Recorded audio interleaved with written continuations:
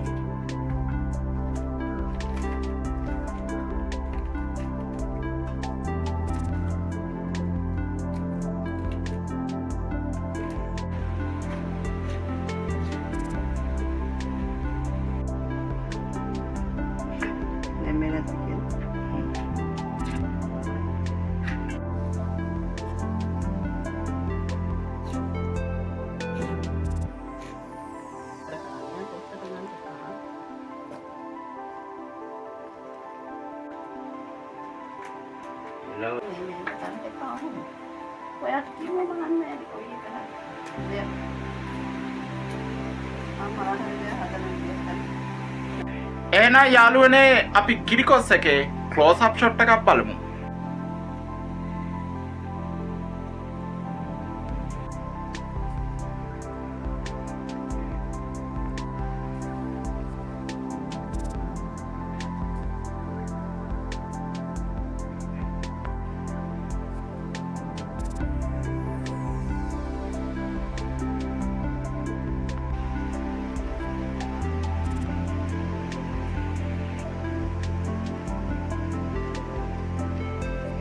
ඔන්න ඉතින් යාළුවනේ කිරිකොස් එක්ක බත් ගන්න තමයි දැන් යන්නේ.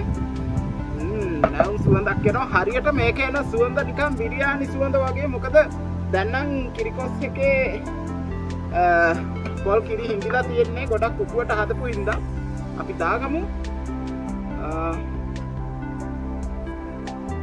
කිරිකොස් බත් එකට.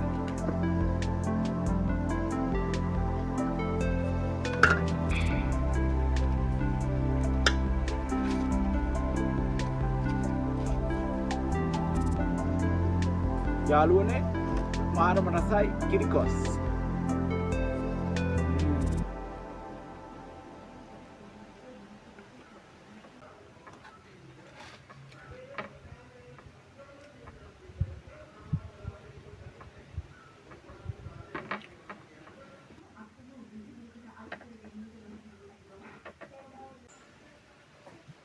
ඇත්තටම යාළුවනේ පුදුම රහක් තියෙන්නේ.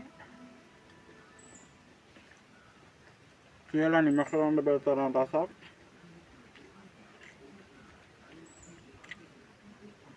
මේ කොස්සටවල බිත්තරවල තියෙන ගුණය තියෙනවා යාළුවනේ. ඇත්තටම තඹපු බිත්තරයක් කනවා වගේ රසක් තමයි කොස්සටවල එන්නේ. එන්න යාළුවනේ කිරිකොස් එක්ක බත් කටක් කමු.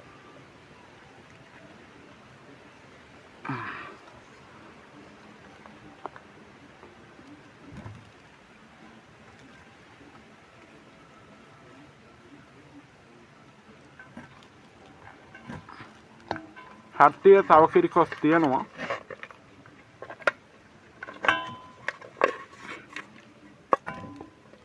තව ගොඩක් තියෙනවා කිරිකොස්. අල්ට පේනවා ඇති.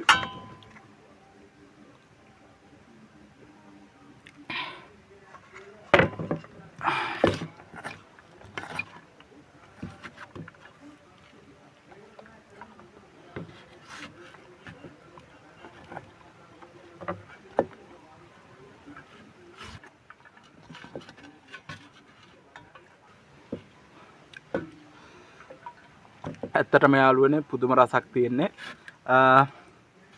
ඔන්න ඉතින් මාර්ම රසවත් අත්දැකීමක් තමයි වින්දේ. කිරිකොස් කියන්නේ අතීතේ ඉඳලා උයන කෑමක්.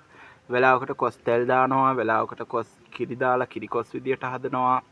මේ දෙකෙන් මොකද්ද වඩාත්ම රසවත් කියලා අපිට කියන්න විදිහක් බෑ. මොකද කිරිකොස් එකට වඩා අනිත් විදිහට තෙල් දාලා රසයි කියලා කියන්නත් බෑ, කිරිකොස් රසයි කියන්නත් බෑ. දෙකම එක සමානවම රසවත්.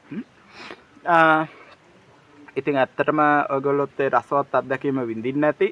ඉතින් අනිවාර්යෙන් කිරිකොස් හදලා රස විඳලා බලන්න. මාරම රසක් තියෙන, ඇඟට ගුණයි, ශරීරයට හොඳ ගුණාංගයක් තියෙනවා. ලෙඩ රෝග වලට හොඳයි. මේවා දේශීය කෑම කොස් කියන්නේ. ඉතින් අනිවාර්යෙන් කිරිකොස් වගේ දෙයක් කාලා බලන්න, හරිම රසයි. ඉතින් මං හිතනවා ඔයගොල්ලෝ මේ වීඩියෝ එක ගොඩක් රස විඳින්න ඇති කියලා. මේ වගේ තවත් ලස්සන වීඩියෝස් වලින් ඔයගොල්ලන්ව මං ඉදිරියට හම්බ වෙන්න එනවා. තව ලස්සන වීඩියෝස් ඉදිරියට අරන් එන්න බලාපොරොත්තු වෙනවා. දිගටම දනාස් ඩෙස්ටිනේෂන් එක රැඳිලා ඉන්න කියලා මම ඔයගොල්ලන්ගෙන් ඉල්ලා සිටිනවා. එහෙනම් අද වීඩියෝ එකෙන් සමු ගන්නවා. හැමෝටම සුබ දවසක්. Bye.